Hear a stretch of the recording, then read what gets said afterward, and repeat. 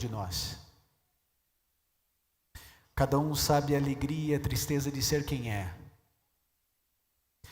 E embora eu já tenha sofrido muito na minha vida, eu sei que diante de algumas pessoas eu sofri muito pouco.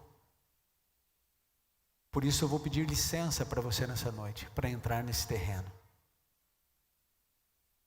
Porque eu sei que ao abordar esse terreno, eu vou mexer em alguns lugares dentro da tua alma, difíceis.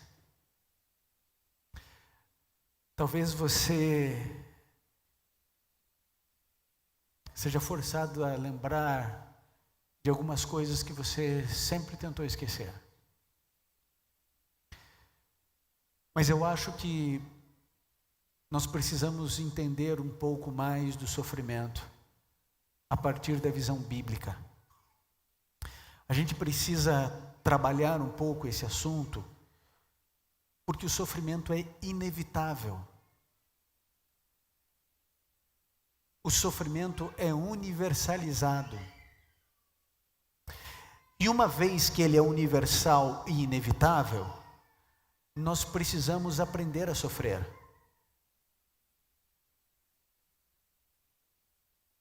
E o aprendizado da dor e do sofrimento passa pela nossa crença. Porque nós acreditamos em um Deus que se declara bom. E isso nos remonta ao dilema de Epicuro, que vem 300 anos antes de Cristo. Você conhece esse dilema, talvez não sabia que era de Epicuro, mas é aquela história de que Deus não pode ter como característica a bondade e a onipotência, a onibenevolência e a onipotência. Aquela história. Se Deus é verdadeiramente bom, então Ele não pode todas as coisas, porque há muitas atrocidades acontecendo nesse exato momento no mundo.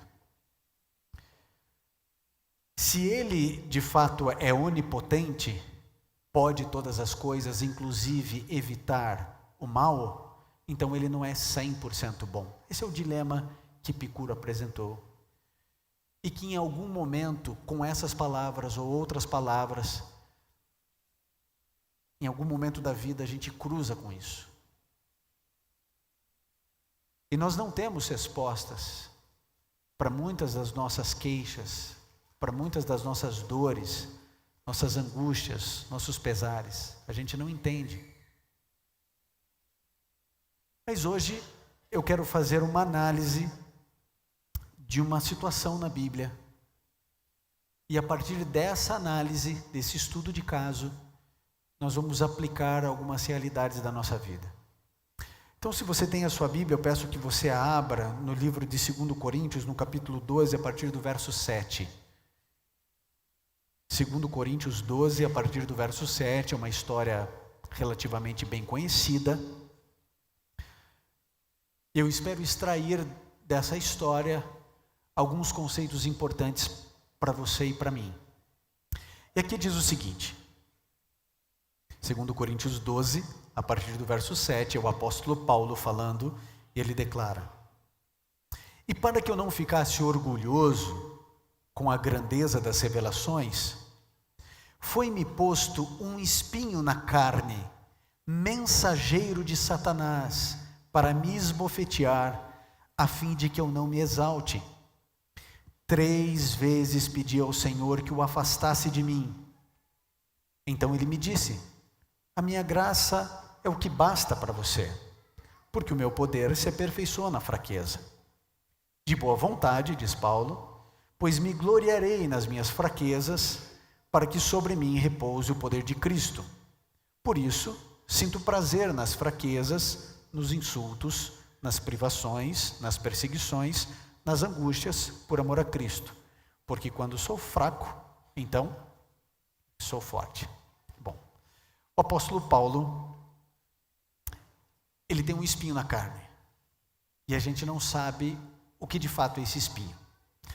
A maioria dos teólogos aponta que provavelmente era alguma coisa relacionada à visão dele, mas a gente não sabe o que é.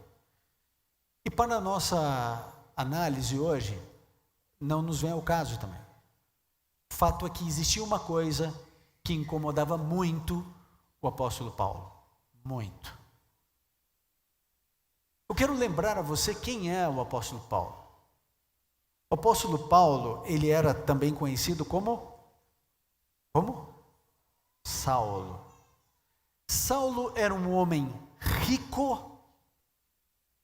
Estou dizendo que ele era bem de vida não, tá? Rico. Dinheiro. Muito. Ele era um cidadão romano, ou seja, era como se o indivíduo tivesse uma cidadania americana, com direitos da principal nação do mundo da época. Ele aprendeu o que aprendeu aos pés de Gamaliel, do melhor instrutor, do melhor rabi que existia. Ele era fariseu dos fariseus, ou seja, quando o apóstolo Paulo falava, quando Saulo falava, as pessoas ficavam quietas. E quando tinha uma celeuma teológica, chegava Saulo e em 3 frases resolvia o problema. Ele tinha uma inteligência muito acima da média, uma linha de raciocínio clara, uma argumentação poderosa. Todo mundo queria ouvir o que ele tinha para dizer. Ele tinha autoridade intelectual, ele tinha autoridade social, ele tinha autoridade de nacionalidade, ele tinha autoridade financeira. Saulo era Saulo de Tarso. Todo mundo conhecia. E esse homem era muito sincero, e ele odiava crente, porque ele não conseguia reconhecer a messianidade de Jesus. Então essa seita chamada cristianismo precisava ser extirpada. Ele achava que era por força e por violência. E ele era sincero, ele achava que ele estava certo, então ele mandava matar, ele mandava prender. Ele pegava uma carta em Jerusalém e dizia assim, me dê autorização para prender qualquer um desses indivíduos aí, que são apóstatas. Qualquer um desses aí. Então o método dele, veja, ele era sincero, mas o método dele era torto. E aí, então, vocês conhecem a história, ele está a caminho de Damasco, e aí ele cai. Cai de onde? Cai de onde? Não, gente, não tem cavalo na história. Quando a gente lê Atos 9, diz que ele só caiu por terra. Eu não sei quem foi o infeliz que colocou um cavalo na história. O pessoal dá até cor para o cavalo. Diz que ele cai, ele podia até estar de cavalo, mas a Bíblia não diz que ele estava de cavalo. Podia estar de camelo, podia estar a pé, podia estar de jumento, podia estar do que ele quisesse. E aí então ele tem um encontro com Jesus. Quem é você? Eu sou o Jesus que você está perseguindo. E aí ele fica 3 dias cego. E aí Deus aparece para Ananias e diz assim, Ananias, você vai lá na rua direita, porque tem um rapaz lá, que eu acabei de dizer para ele, que você vai lá e vai orar por ele, e ele vai recobrar a visão. Ah, tá bom, quem é? É o Saulo de Tarso. E aí Ananias diz assim, Senhor, tem certeza? Esse não, isso é bandido, isso é assassino, isso é um perseguidor, ele está matando os teus fiéis, ele está matando a tua igreja, é esse aí. Aí Jesus pega e diz assim, este é para mim um vaso escolhido. É bom ou é ruim ser um vaso escolhido? Bom ou ruim? Bom porque você não leu o verso 16. O verso 16, Deus diz assim para Ananias, ele entenderá o que significa sofrer pelo meu nome. Você sabe o que significa sofrer por Cristo? Jesus disse para Ananias, ele vai entender o que significa sofrer. Você não precisa abrir sua Bíblia para a gente ganhar tempo, mas em 2 Coríntios 11, a partir do verso 23, diz o seguinte, o apóstolo Paulo dizendo, 5 vezes recebi dos judeus 40 açoites menos um. 3 vezes fui açoitado com varas, 1 vez fui apedrejado, 3 vezes naufraguei, fiquei 1 noite e 1 dia boiando em alto mar, em viagens muitas vezes, em perigos de rios, em perigos de assaltantes, em perigos entre patrícios, em perigos entre gentios, em perigos na cidade, em perigos no deserto, em perigos no mar, em perigos entre falsos irmãos, em trabalhos, em fadigas, em vigílias muitas vezes, em fome e sede, jejum muitas vezes, frio e nudez. Querido, como você acha que eram as costas do apóstolo Paulo? Como a sua? Ou como a minha? As costas do apóstolo Paulo eram uma cicatriz só. Uma cicatriz só. Ele foi apedrejado. Acharam que ele estava morto, de tanta pedrada que ele levou na cara, no rosto, no corpo. Quantos ossos você imagina que quebraram? Quanto da sua pele foi esfolada pelas pedras? Ele foi açoitado. Gente, um naufrágio naquela época é a morte certa, não tem helicóptero para resgatar não tem GPS para dar localização, não tem farol, tem a morte, pois ele passou um dia inteiro, uma noite inteira boiando no mar. Aí você encontra esse homem que abandonou dinheiro, abandonou status, abandonou a posição social, ele abandona tudo por Cristo, e ele apanha, e ele é preso, e ele passa fome, e ele sofre, e você não encontra em lugar nenhum na Bíblia ele pedindo qualquer coisa para si, mas esse homem, eu quero lembrar a você que o livro de Atos diz que o pessoal pegava um pedaço da roupa de Paulo, levava para outra cidade e colocava sobre o enfermo ficava curado. Pegava um pedaço da roupa dele e colocava sobre o endemoniado, o demônio desaparecia. Esse homem tem um pedido para Deus só. Eu apresentei durante essa minha vida milhares de pedidos diários. Ele tinha um pedido: Senhor, tira o espinho da minha carne. E Deus diz não. Gente, se eu sou Deus, eu nem deixo o espinho chegar nesse homem. Mas Deus diz assim, não, você vai morrer com isso aí. Eu entendo Deus dizer não para mim, mas dizer não para Paulo. Eu não acho que ele orou na sequência. Eu acho que viveu um momento onde ele não aguentava mais. E ele clamou a Deus, e Deus disse não. E ele com resiliência vai, suporta, e chega um momento que ele não suporta, e ele clama a Deus, e Deus diz não. E ele faz isso 3 vezes. E Deus diz não para Paulo. Deus pode dizer não para mim, mas não para Paulo. Eu nunca levei um tapa no rosto por amor a Cristo. Nunca apedrejaram o meu carro porque eu sou pastor. O apóstolo Paulo passou muita coisa que eu não passei.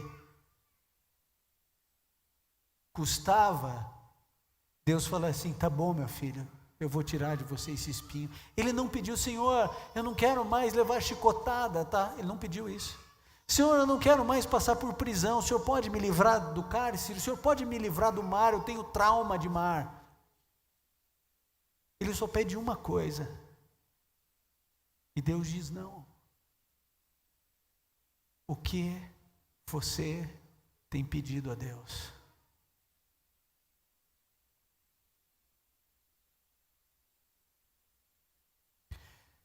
Deixa Paulo aqui e vem comigo com a história de Jó.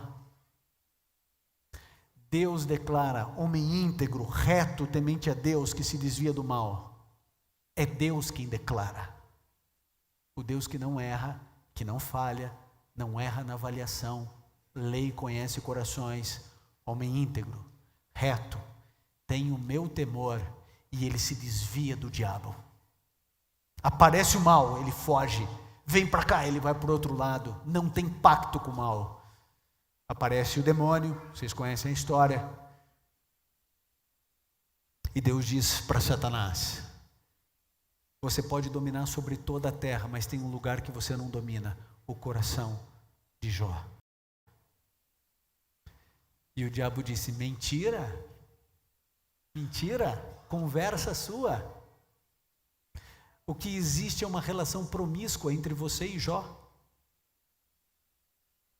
Claro, ele tem tudo, ou seja, você é o corruptor e ele é o corrompido. Você compra a fidelidade de Jó. A relação de vocês é promíscua. Ele não é fiel ao Senhor porque ele te ama. Ele é fiel ao Senhor porque ele é o homem mais rico da terra. Ele é fiel ao Senhor porque ele tem 10 filhos. Ele é fiel a você porque tudo que ele faz prospera. Qualquer um é fiel desse jeito. E Deus disse assim: não, quem é o mentiroso é você. Você é o pai da mentira. Jó é íntegro, reto, tem o meu temor e ele se desvia de você. Você, então vou fazer o seguinte: vamos mexer na vida dele para ver como é que funciona? Aí sabe o que Deus diz? Pode mexer com ele. Qual foi a primeira coisa que o diabo fez? Qual foi a primeira coisa? Mexeu com quem? Mãe. Qual vai ser a primeira coisa que o diabo vai fazer contra você? Arrebentar teu filho e a tua filha. Separa de Deus e se une ao mal para ver o que o diabo vai fazer com você. Ele vai arrebentar o teu filho. Quer acompanhar todas as séries? Vai e assiste. Quer ficar 3 minutos com a Bíblia? Beleza. O dia que o diabo arrebentar o teu filho, você vai entender o que você fez com o teu tempo e com a tua vida, não blindando o teu lar, a tua casa e a tua família. É aquela história: me arranca um braço, mas não tira uma unha do meu filho. Não é assim? Ninguém está brincando aqui não.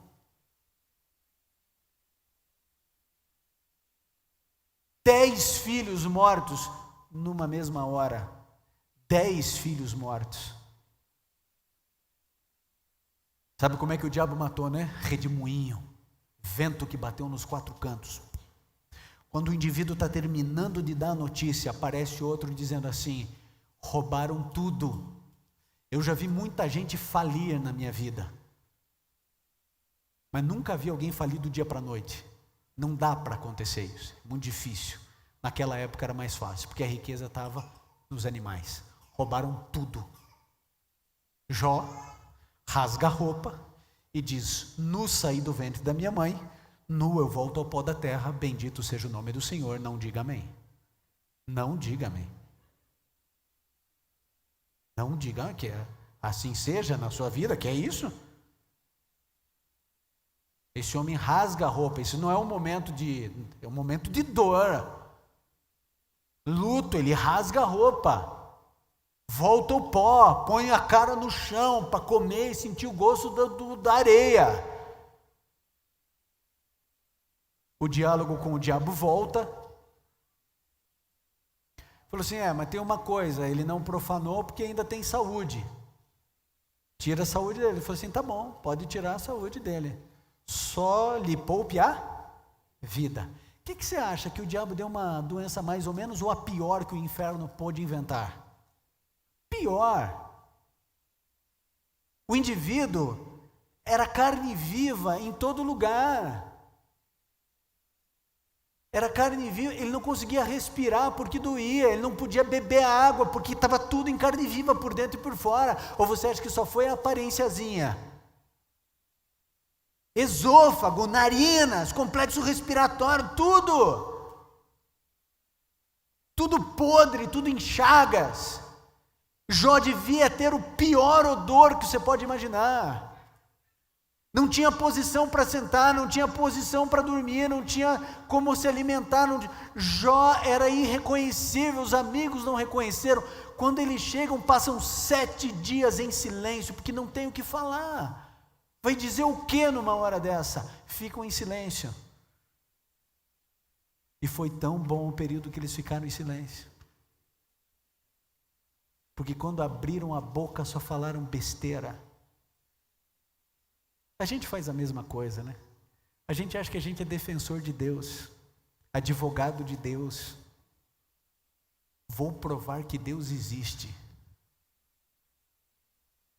Deus é desse jeito, Deus é daquele jeito. E a lógica dos amigos de Jó é uma lógica plausível. Deus é bom, é misericordioso, se está acontecendo isso é porque você fez alguma coisa. Deus não ia cometer essa injustiça porque Deus é justo. Olha a lógica boa, né? Lógica boa. Nossa teologia é uma vergonha, porque a gente quer reduzir Deus à nossa lógica e à nossa teologia. Nós somos coitados. Os amigos de Jó tentaram um livro inteiro argumentar. Jó sabia quem ele era. Há um momento que Jó, eu acho maravilhoso, porque Jó ele chega e diz assim: eu queria que existisse um juiz entre mim e Deus. Ele apresentaria as causas dele e eu apresentaria as minhas. E aí eu queria ver quem realmente tem a razão e quem não tem. Olha a ousadia de Jó, íntegro, reto. Olha nos olhos de Deus e diz assim: eu não pequei. Sou um pecador miserável, mas eu não fiz nada para receber isso aqui. Eu estou colhendo onde eu não plantei. Aí, querido, Deus passa o livro inteiro de Jó em silêncio. E ele começa a falar no capítulo 38. Sabe o que eu espero de Deus? Eu espero que Deus chegue para Jó e diga assim: Jó, meu filho, eu te amo. Você foi maravilhoso.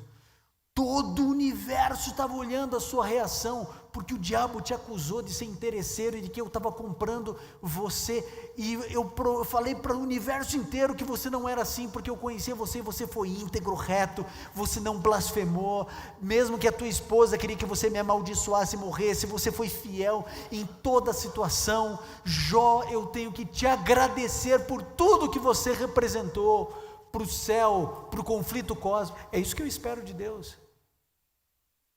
Sabe como que Deus aparece para Jó? No capítulo 38? Num redemoinho. Deus podia aparecer para Jó de qualquer jeito, menos num redemoinho, gente. Porque foi o redemoinho que matou os filhos. Não podia aparecer uma brisa diante de Jó que ele tremia. E Deus aparece no redemoinho. E sabe o que Deus diz? Ele diz assim: quem é você, Jó? Quem é você que me questiona, que questiona as minhas ações? Quem é você que encobre o meu conselho? Agora você vai ficar quieto, vai calar a sua boca, e eu vou falar. Onde você estava, Jó? Quando eu estabeleci os princípios físicos do universo? Onde você estava quando eu plantei esse planeta suspenso no nada? Onde você estava quando eu determinei os animais que deveriam povoar o céu? Quem é você para me questionar? Fique no seu lugar. Jó está em carne viva, fedendo, inocente. E Deus diz: fica quieto, porque você não é ninguém para ousar me questionar. Por outro lado, eu me lembro de Sadraque, Mesaque e Abednego, extraordinários, 3 jovenzinhos. Nabucodonosor, insano, louco, teve o primeiro sonho que só a cabeça era de ouro, ou seja, o reino dele ia passar. Ele manda fazer uma estátua inteira de ouro para dizer assim: Deus não manda nada, quem manda aqui sou eu, meu reino não vai passar, eu desafio Deus, e vai todo mundo adorar essa estátua, a orquestra vai tocar e todo mundo ajoelha, e quem não ajoelhar vai queimar. E aí todo mundo Depois que a orquestra tocou, todos os instrumentos tocaram, todo mundo ajoelhou, menos 3 jovenzinhos que ficaram em pé assim, ó. Nabucodonosor, que era um homem muito bondoso, quis dar uma segunda chance. Chamou e falou assim, ó, eu vou aquecer 7 vezes mais aquela fornalha. E está quentinha ali. Vou mandar tocar de novo. E se você não ajoelhar, se vocês não ajoelharem, vocês vão para lá. Aí eu adoro a resposta dos 3. Porque eles não são soberbos, eles não são orgulhosos, eles só são firmes. Eles dizem assim, olha, rei, o nosso Deus, Ele pode nos livrar da fornalha, mas mesmo que não livre, fica sabendo que a gente vai ficar em pé. E a gente não vai ajoelhar. Pode aquecer 14 vezes. Não vão. Ah, não vão? Duvido. Toca aí para eu ver. E toca, e todo mundo ajoelha. E os 3 assim. E aí quem vai aquecer a fornalha morre carbonizado. E os 3 entram. E não é que Deus livra os 3? E mais do que isso, não é que Ele livra os 3. O Filho de Deus, Jesus, desce e caminha com os 3 dentro da fornalha. Gente, era só proteger eles, não precisava Jesus descer. Mas Nabucodonosor diz assim, peraí, não eram 3, como é que tem 4 e o quarto é semelhante ao Filho dos deuses? Jesus escolhe descer, Jesus escolhe vir e caminhar com eles na fornalha. E eu fico imaginando que tipo de diálogo eles tiveram com Jesus, porque eles conversaram no meio do fogo. Depois Jesus Cristo desce e anda com Pedro na água, mas antes ele passa com os 3 no meio do fogo, porque ele é dono da água, ele é dono do fogo, ele é dono da prata, é dono do ouro, ele é dono do planeta, é dono do vento, ele é dono de tudo. E quando os 3 saem, não tem nem cheiro de fumaça. Gente, você vai acampar, você fica 3 minutos perto da fogueira, você já está fedido, né? Cheio aquele negócio, o vento está batendo para cá, vai para o outro lado ali, porque eles ficam lá, sabe-se lá quanto tempo, e nem cheiro de fumaça Deus deixou pegar. Quando Daniel mandam para a cova dos leões, gente, eu vejo os desenhinhos que o pessoal faz na cova do leão, tem ali uns 3 leões, eu acho que devia ter uns 30, porque se era para botar medo na turma, não ia ser 3 leãozinhos, não. Eu acho que ele colocou, era uma cova, na minha cabeça, né? E Deus diz assim, ninguém vai comer ninguém aqui essa noite. E aí Daniel vai para a cova dos leões, já velhinho. E aí Deus diz, não vai. E aí o rei no outro dia falou assim, dar-se-ia o caso do teu Deus ser te livrada. E Daniel falou assim, pode me tirar daqui, está tudo certo. Gente, eu estou falando só de homens de Deus aqui. Paulo, Jó, os 3 hebreus, Daniel, e para uns Deus livra, e para outros Deus não livra. Jesus Cristo disse, de todos os homens que nasceram de mulher, João Batista é o maior, e ele vai lá e é decapitado. E Jesus não livrou, curou o cego, protegeu a mulher, a filha da mulher sírio-fenícia, ressuscitou a filha de Jairo, e João Batista morre.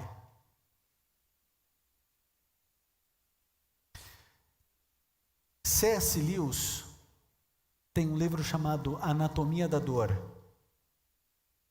É a descrição dos sentimentos dele, da experiência dele diante do luto em função da morte da esposa. Ele começa o livro dele dizendo assim: Procure Deus no momento mais difícil e complicado da sua vida. Vá até o Altíssimo e bata a sua porta. E sabe o que você vai encontrar? Uma porta fechada e trancada por dentro e um silêncio absoluto do lado de lá. O que acontece com Deus? A igreja tem uma criancinha linda que foi diagnosticada com leucemia. A gente ora, clama, faz vigília de oração, jejua, ora, implora, e um milagre acontece e a criancinha fica bem. Na mesma igreja, outra criancinha tem leucemia, a igreja ora, clama, faz vigília, jejua, ora, implora, e a criança morre, não é assim? A partir deste momento na mensagem, a partir deste momento, você precisa se concentrar muito no que eu vou dizer. Isso ocorre por causa de uma palavra. Uma palavra. E o nome dessa palavra é soberania. Deus é soberano e não deve satisfações a você. O último ar que você respirou não lhe pertence. Deus é o dono de qualquer coisa que tenha vida ou que não tenha vida.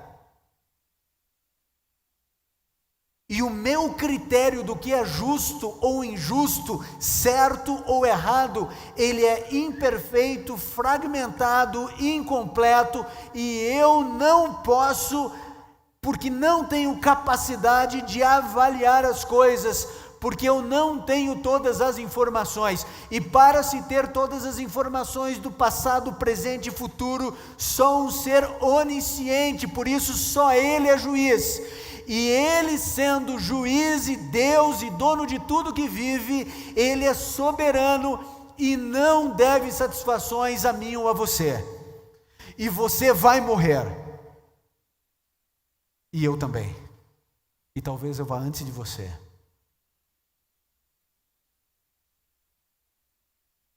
Deus determina quando você nasce e Ele determina quando você morre. Deus definiu que você seria brasileiro. Deus definiu que você nasceria nessa geração. Deus definiu a tua família. Deus definiu a tua herança genética. Deus definiu se você ia parecer mais sua mãe ou seu pai, se o seu emocional estaria mais voltado ao pai ou à mãe, um avô ou a ninguém. Deus determina coisas. E Ele, sendo Deus soberano, Ele define coisas. Ele, em algum momento da história, definiu que eu não saberia cantar. E é por isso que você nunca me viu cantar, porque eu te respeito.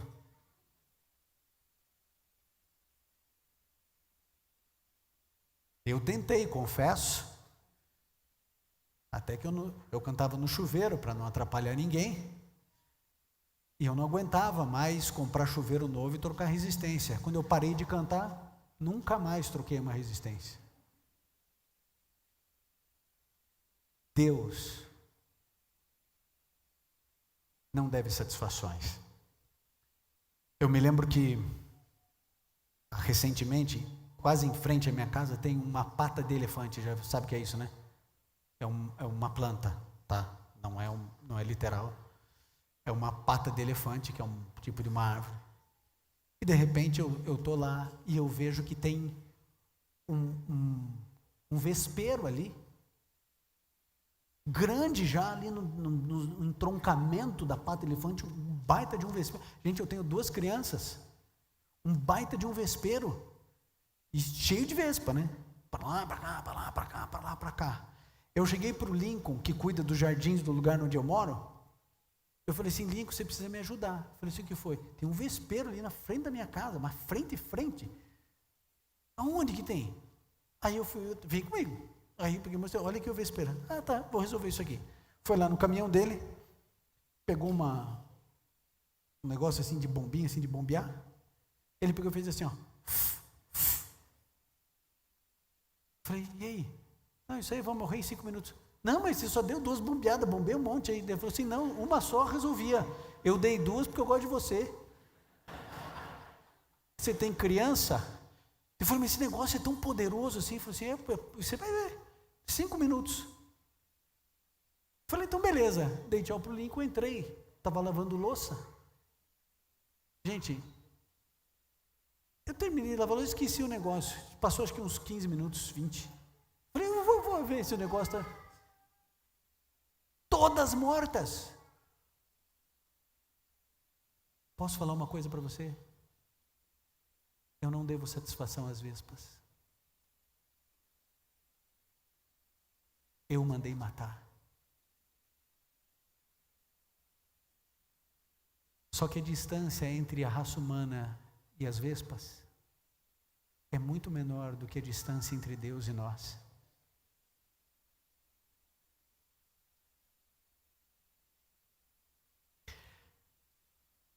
A gente não entende algumas coisas. E você sabe que pelo fato de nós não termos respostas, a gente aceita respostas erradas. Eu estava entrando para pregar no Está Escrito. Entrando assim, ó. Eu já estava na contagem regressiva assim, ó. 10, 9, daí já entrava a vinheta. 10, 9, o indivíduo no meu ponto aqui. 10, 9, 8. E eu estou terminando para fechar o Instagram. Tá ali, ó. Instagram. Estava para fechar o Instagram e o indivíduo manda uma mensagem para todo mundo ler. Eu olhei a foto dele, uma família, ele, a esposa, um filhinho, uma filhinha, não lembro, 10 anos, 11 anos a criança. E ele disse assim, por favor, orem por mim. E por favor, mais ainda pela minha mãe. Acabaram de entrar na casa dela, roubaram tudo e a violentaram. Uma senhora.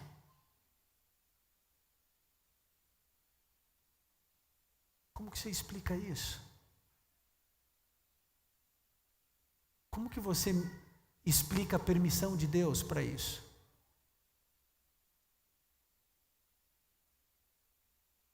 Posso abrir meu coração para vocês aqui? Eu tenho dificuldades com alguns termos que a gente usa. A gente tem uma necessidade muito grande de defender Deus, como cristãos. Aí a gente pega e sabe o que diz? Não foi Deus quem causou. Deus permitiu. Como se o fato dele não ter causado e tivesse permitido, isentasse Deus de responsabilidade. Mas a permissividade do mal, ela precisa ser responsabilizada. Se você vê um incapaz em situação de risco e não o ajuda, isto é criminalizado no nosso país. Porque você passa a ser conivente, corresponsável por o crime que aconteceu. Vocês se lembram do Batomushi? Quem se lembra do barco Batomushi? Você é velhinho, hein? Para lembrar do Batomushi. Eu leio porque eu gosto muito de história, eu entendo. Quantos capitães foram criminalizados porque se negaram a prestar socorro à embarcação afundando? Aí a gente diz assim, não é que Deus causou, até aí tudo bem, mas Deus permitiu só, pelo amor de Deus. Se a minha filha está com câncer e você fala para mim, não foi Deus que causou, Deus permitiu, eu vou continuar questionando Deus, porque Ele pode todas as coisas. Ele pode impedir o câncer de avançar, não pode chegar em metástase. Por que a minha filha está sofrendo? Minha filha está com dor, o cabelo está caindo. O irmão dela está desestabilizado, não consegue ir para a escola, não consegue estudar, está se revoltando, a mãe está com depressão, a menina está com câncer, eu estou desesperado, e você vem me dizer, não foi Deus que permitiu. Quando o diabo disse assim, deixa eu tocar nos filhos de Jó, Deus disse, pode tocar. Mas a gente quer defender Deus. Existem coisas que você, como membro de igreja, nunca vai entender. Porque você não recebe e-mail todo dia, direct todo dia, de gente dizendo assim, eu não acredito no Cristo que você prega, porque eu já fui até Ele, já conversei com Ele, e eu só sou infeliz. A minha vida é só dor e infelicidade. Até quando eu vou ser infeliz? Até quando eu vou sofrer? Você nunca recebeu uma mensagem de uma mulher dizendo assim, pastor, tudo o que aconteceu na minha infância acontece agora com a minha filha, por que isso? Minha mãe casou com outro homem, eu era pequena, comecei a ser abusada por esse homem, quando criei coragem, falei com a minha mãe me bateu, na minha carência absurda, me entreguei a todo homem que aparecia, engravidei nova, criei minha filha sozinha, passei de homem para homem, tentando ser feliz, nunca consegui, até que achei um homem que eu achava bom. Aí esse homem simplesmente começa a abusar da minha filha, a minha filha vem e me conta, eu não tenho coragem de enfrentar o homem. Por que eu vejo as pessoas felizes e a minha vida essa desgraça? Por que isso acontece, pastor?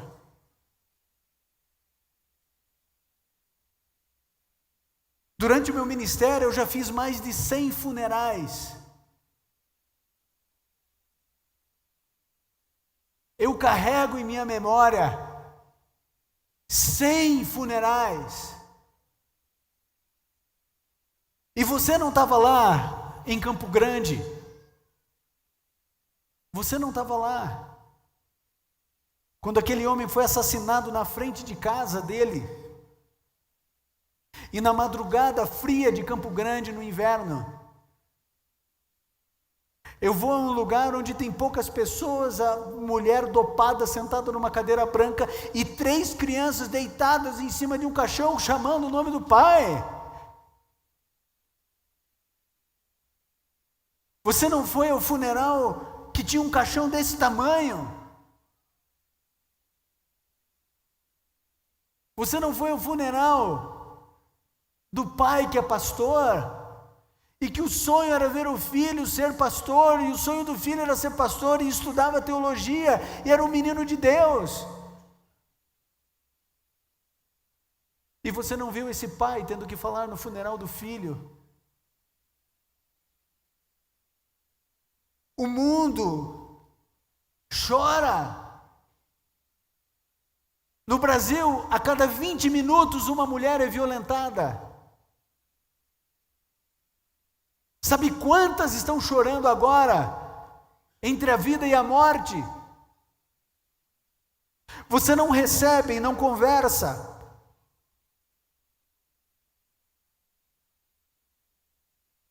Com a mãe da Isabela Nardoni, como eu converso.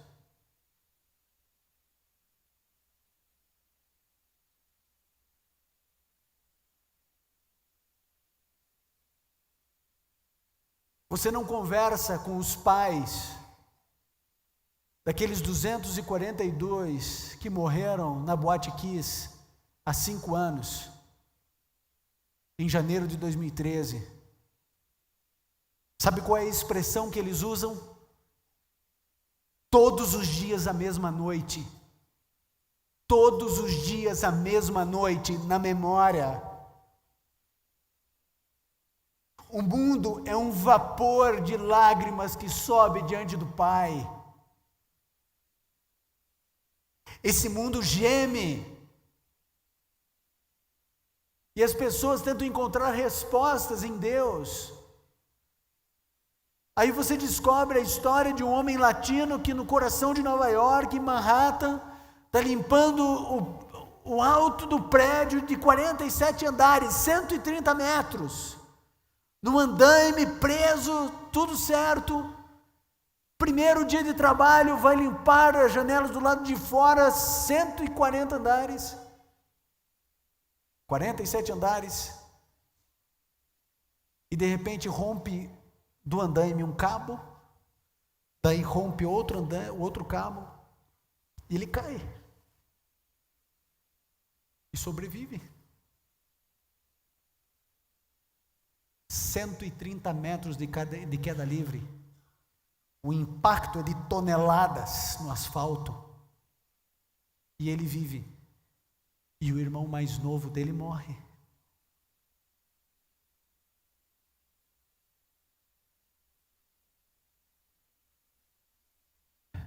Eu me lembro quando eu era professor de religião, eu era só um professor. Imagine a cena, eu novinho, de jaleco branco, todo empolgado na sala de aula, escrevendo no quadro provas ou evidências filosóficas da existência de Deus. Todo animadinho. E uma menina sentada perto da janela, mascando chicletes, quase deitada na carteira. Tudo bem você mascar chicletes, por favor, masca de boca fechada. Me ajuda. A menina nem aí para mim, e eu lá todo empolgado, falei, bom, tá quieta. De repente a menina ergue a mão. Eu não estava prestando atenção, agora quer falar? Pode falar. Ela falou assim, ô professor, vamos parar com essa palhaçada aí? Eu falei, que palhaçada? Esse negócio da existência de Deus, todo mundo sabe que a criação no imaginário do homem sobre a existência de Deus é porque o ser humano é fraco. Não é história, né? Só os fracos creem na existência de Deus. Vamos falar de coisas mais importantes. Era a época da ovelha Dolly. Assim, vamos falar da Dolly, vamos falar de clonagem, vamos falar de projeto genoma, vamos falar de coisa que a gente cresça, que a gente aprenda. Eu fiquei assim, né, meio que nas cordas, sem saber como reagir. O sinal bateu, eu pensei, ufa, e já estava todo mundo indo embora para casa, era o último período, e eu estava na porta para cumprimentar todo mundo, né, e eu queria cumprimentar a menina, e a menina enrolando, eu dando tchau para o pessoal, tchau, tchau, tchau, tchau, tchau, e eu olhando a menina, eu filmando ela, e ela tchau, tchau, tchau, tchau, e ela lá, enrolando, na mochila dela, enrolando. Quando não tem quase ninguém, vem a menina, com os chicletes verdes dela. Eu falei assim, eu não sabia que tinha uma ateia aqui dentro de casa, aqui dentro do colégio, eu não sabia disso, na minha sala. Eu queria que o senhor soubesse mesmo, que isso aí... Não, mas não pode ficar assim, vamos conversar pelo menos. Ela, tudo bem. Eu falei, quando? Ela falou, quando o senhor quiser. Eu falei, então pode ser hoje? Eu falei, sim, pode. Eu falei, 2h30. Ela falou, 2h30, tá bom. E ela saiu. E eu nem almoçar fui, eu fui para a biblioteca, comecei a pegar um monte de livro, pegar ideia, e pegar e lembrar, falei, essa menina vai sair daqui orando, né? Não é possível. 16 anos, se você não convencer alguém de 16 anos, vai convencer quem do quê, né? 16, e a menina veio pontualmente na minha sala no colégio, e ela veio conversar, e eu usei o método que todos vocês sabem, né? Como é que é o método de apologia, todo esse negócio, sabe, né? Método é assim, você vai do argumento mais fraco para o mais forte, sempre assim, porque você vai minando o indivíduo. Às vezes, na metade o indivíduo já se convenceu, você guarda tudo no bolso e vai embora para casa. E eu usei o método, né? Mais fraco, fui conversando, e a menina, firme, fui conversando, fui falando, a menina firme, fui colocando argumentos mais sólidos, não abalava a menina, fui colocando coisa mais consistente ainda. Chegou uma hora que eu comecei a pensar, será que Deus existe mesmo? Brincadeira. Chegou um determinado momento que eu falei assim, meu Deus, o que aconteceu com uma menina de 16 anos para estar assim? E aí eu comecei a fazer o que eu devia ter feito desde o começo e não tinha feito. Comecei a orar, E ela começou a falar, e eu comecei a orar enquanto ela falava. Eu confesso a vocês, eu não sei o que eu falei, eu não lembro. Mas alguma coisa fez ela começar a chorar. E querido, acredite no que eu vou dizer para você. Nada é mais precioso que uma lágrima. E Deus guarda as lágrimas. Ele declara isso. E quando aquela menina começou a chorar, eu pensei, começou agora o aconselhamento. Ela tinha muito cabelo, e ela chorava, e o cabelo grudava no rosto dela, e ela chorava, e eu deixei ela chorar, porque eu sabia que aquelas lágrimas estavam caindo no lugar certo. Aquela menina, depois que ela conseguiu respirar, ela falou assim: professor, eu vou contar para o senhor a minha história. E ela disse assim: professor, eu era adventista do 7º dia, cresci na igreja, eu participava da escolinha desde pequenininha, cresci nos caminhos do Senhor. Todos os dias a minha mãe me acordava,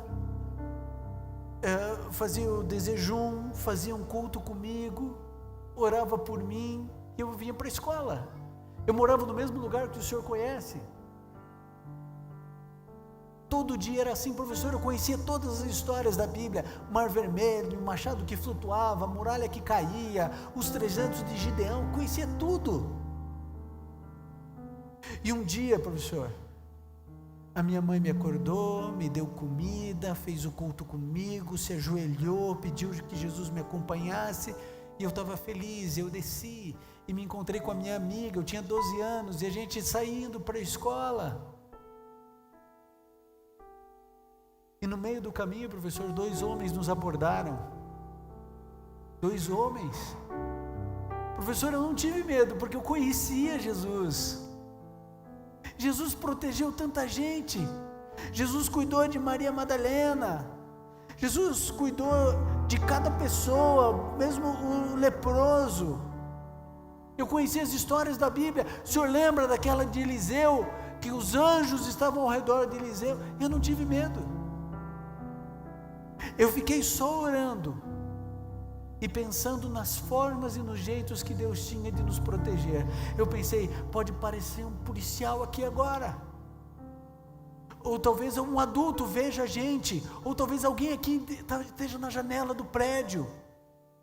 Deus pode dar um ataque cardíaco neles aqui, eles podem morrer agora. E professor, eles nos levaram para uma construção abandonada. E eu comecei a ficar com medo, eu comecei a clamar e a orar e a chorar. E eles nos levaram para o lugar mais afastado daquela construção.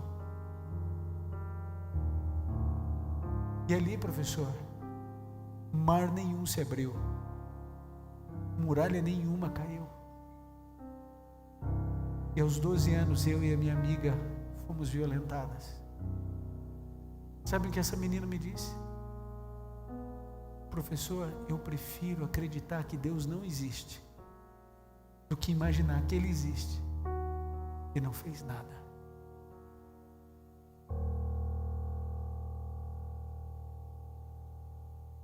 Há um vapor de dor que sobe todos os dias ao céu. Eu não sei o que você diria a essa menina,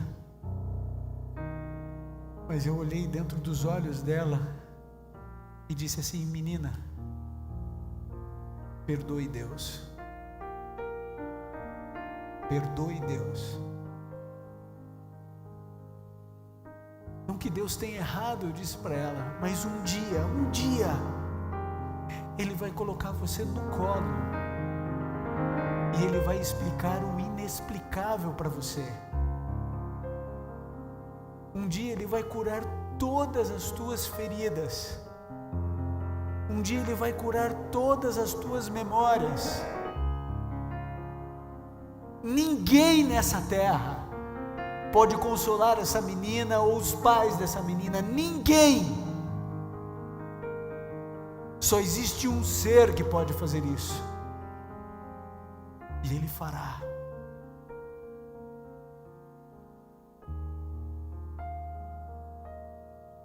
Eu não sei quem invadiu o teu jardim e pisou as tuas flores. Eu não sei quem roubou a tua inocência. Eu não sei quem feriu você, quem destruiu a tua vida. Eu não sei quem fez você se tornar quem você se tornou. Mas um dia, amigo, um dia, a dor terá fim. Um dia o sofrimento cessará. E eu, Ivan, na minha caminhada cristã, eu entendi uma coisa: que a Bíblia não me pede para eu entender as ações de Deus. Ela não diz assim: entenderás as ações de Deus e serás liberto. Ela diz para eu confiar nele. Mesmo que eu não entenda porque Ele permite dor, fome, miséria, doença, ódio, violência, morte, tortura, tráfico de órgãos, tráfico de drogas, tráfico de armas, mesmo que eu não entenda a fome, mesmo que eu não entenda a pobreza, mesmo que eu não entenda o desemprego, por que Deus permite tudo isso? Eu sei quem Deus é, e Ele é bom. Eu posso não entender o que Ele faz, eu posso não entender suas permissões, eu posso não entender por que Ele permitiu, por que Ele mesmo fez, eu não entendo, mas eu sei quem Ele é. Então quando as pessoas me perguntam por que, eu digo não sei, mas eu sei quem Deus é, e eu confio nele. Eu não confio nos meus sentimentos, nem na minha dor, nem na minha angústia, nem minha depressão, nem nas minhas neuras e nem nos meus problemas. E eu descobri que se eu, Ivan, ficar focado na minha dor e eu permitir que eu seja o centro da minha vida, eu vou me destruir. Quando eu entendi que o centro da minha vida é Cristo e não eu, que Ele é o personagem principal e não eu, então não importa não importa o meu sonho, não importa o meu desejo, não importa a minha vontade, o que importa é a vontade dEle. Primeiro Deus, depois eu. Primeiro Deus, depois eu. Por quê? Porque eu sou vespa, porque eu sou pó.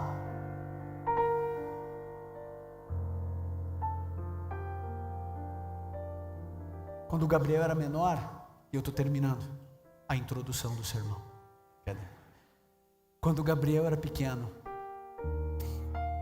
eu tive que levar ele para o médico, porque ele precisava fazer exame de sangue. O Gabriel era pequitinho, e eu não antecipei a dor dele, eu só falei no dia. Falei assim: filho, eu vou te levar no médico. Por que, pai? Porque, filhinho, porque você vai lá e tem uma mulher que vai pegar e vai tirar um pouco de sangue do teu braço. E o Gabriel olhou para mim e falou assim: pai, mas vai doer? Eu falei: vai, filho, vai doer, eu não posso mentir para você, vai doer. Pai, eu não quero ir, mas tem que ir, filho. Pai, mas eu não quero ir, eu tenho medo. Eu sei, filho, eu vou com você, mas você vai ter que ir. Mas pai, eles vão tirar quanto de sangue? Não dá para furar só um dedinho? Eu falei: não dá, filho. Pai, a agulha é muito grande. Eu falei: eu não sei, filho. Pai, eu não quero ir, mas vai ter que ir. Gabriel chorava e eu levei. Quando chega no hospital, aquele cheiro destruidor que só um hospital tem, eu levo o Gabriel e eu sento na cadeira. Eu estou com ele o tempo inteiro, mas vai doer nele, vai doer em mim de outro jeito. Mas quem vai ter o braço perfurado é ele, não sou eu. E aí eu ponho ele no meu colo. E aí eles amarram uma tira de borracha no braço. E aqueles segundos, minutos de tensão. E chega o momento em que ele vê a agulha. E ele berra. Ele chora. E sabe o que eu faço? Agarro ele. O Gabriel não conseguia entender porque aquele indivíduo que dizia que era o pai dele, que amava ele, estava levando ele para aquilo. E precisou de uma outra mulher para segurar o meu filho. E a agulha invadiu o corpinho dele.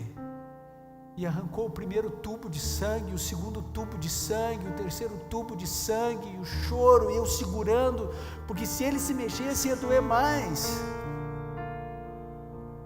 O Gabriel não conseguia entender. Mas eu fiz aquilo por amor, mesmo ele não entendendo. Eu e você somos o Gabriel. Deus nos leva muitas vezes para a dor.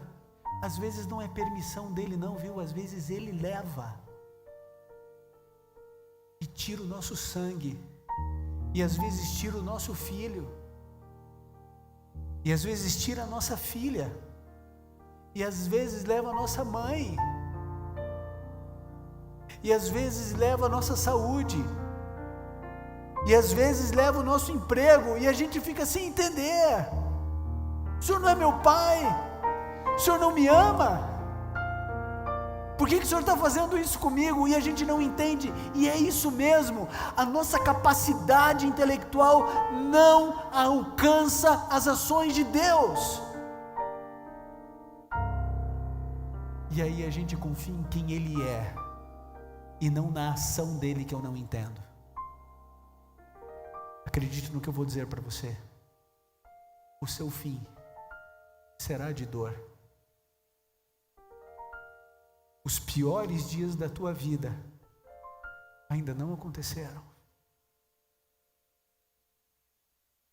Piores dias virão. Vai existir um dia que eu vou enterrar o meu filho, ou ele vai me enterrar.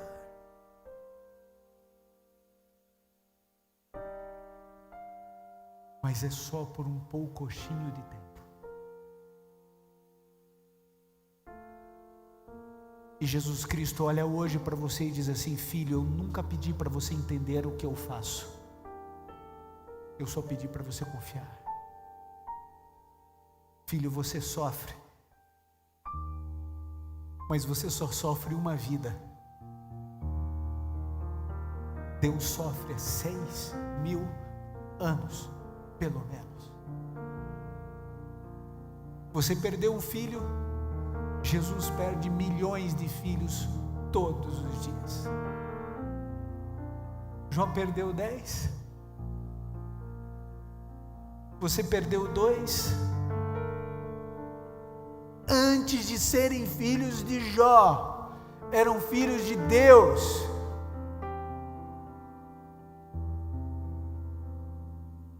Quando eu fiz funeral de um caixão pequenininho,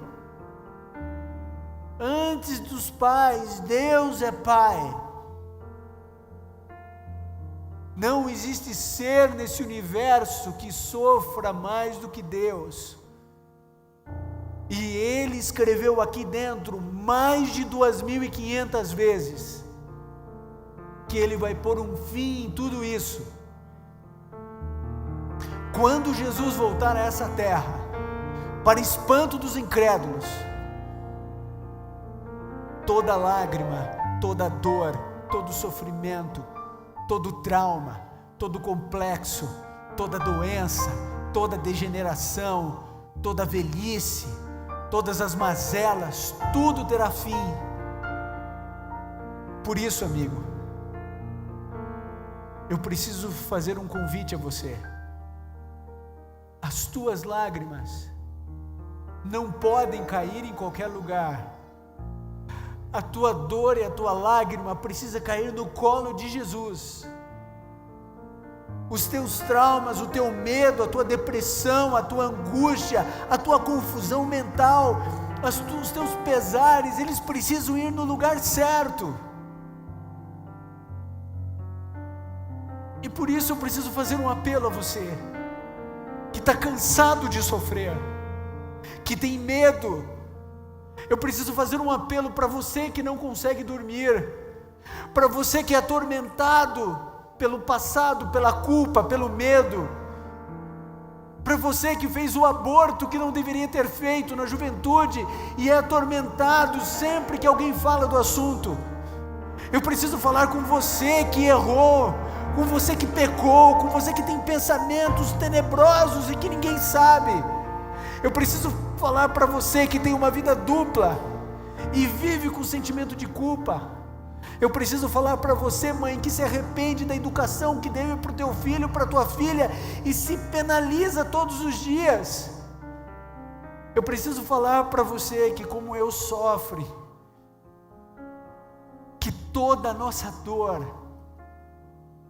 precisa ir para o lugar certo. E um dia, Deus vai colocar você no colo e vai lhe explicar o inexplicável. Ele vai curar tuas memórias. Ele vai te fazer feliz como você nunca foi. Será que existe alguém aqui nessa noite que precisa dizer: Jesus, me ajuda, porque eu não tenho mais forças? Será que existe alguém que precisa vir a Jesus e implorar: Senhor, me ajude a confiar no Senhor, porque eu não tenho fé. Senhor, me ajude, eu preciso desesperadamente do Senhor para salvar a minha família, para salvar o meu filho, para salvar o meu casamento, para me salvar de mim mesmo. Existe alguém que precisa vir até o Senhor? Eu gostaria que, em nome de Jesus, você se colocasse em pé, amigo, e você viesse aqui à frente, porque eu quero orar por você. Não importa quem você seja, venha com a tua dor, venha com a tua lágrima, venha com a tua angústia, venha com a tua incompreensão, mas venha dizer: Senhor, Tu és soberano na minha vida, e se eu tiver que morrer com essa depressão, eu vou ficar com o Senhor. E se eu tiver que morrer sem entender, eu vou confiar no Senhor. Venha, não fique em pé e venha, a gente vai orar junto aqui. Não tenha medo, o quarteto irá cantar agora. Essa é a sua hora. Eu quero que você venha com a tua dor mais profunda, com a tua lágrima, com a tua angústia, com a tua vergonha. Mas venha, porque hoje Jesus quer sarar você, Ele quer curar você, Ele quer perdoar você, Ele quer te dar uma nova vida, Ele quer tirar toda a dor e mágoa e rancor e ódio que você tem no coração. Não importa quem você seja, venha em nome de Jesus, venha. Esse apelo é para você. Eu não sei quem você é, mas você sabe por que você está vindo aqui. Você pode dar um passinho à frente, porque tem pessoas vindo.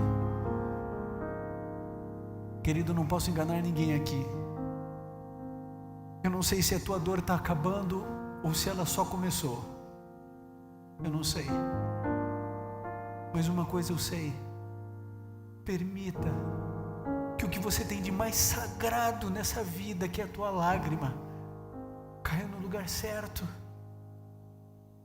Não adianta cair a lágrima na terapia, não adianta cair a lágrima no grupo de oração. Deixa Jesus recolher a tua dor, deixa Jesus recolher a tua lágrima. Um dia nós vamos entender o que ninguém consegue entender. Um dia o Rei dos Reis, um dia o homem de dores e experimentado no sofrimento, Ele vai curar você. Enquanto o quarteto Arautos do Rei cantar, em nome de Cristo, venha orar com a gente. Venha se entregar ao Senhor. Se entregue e diga: Pai, me ajuda, porque eu não tenho mais forças. Enquanto o quarteto Arautos do Rei cantar, eu vou estar orando por você.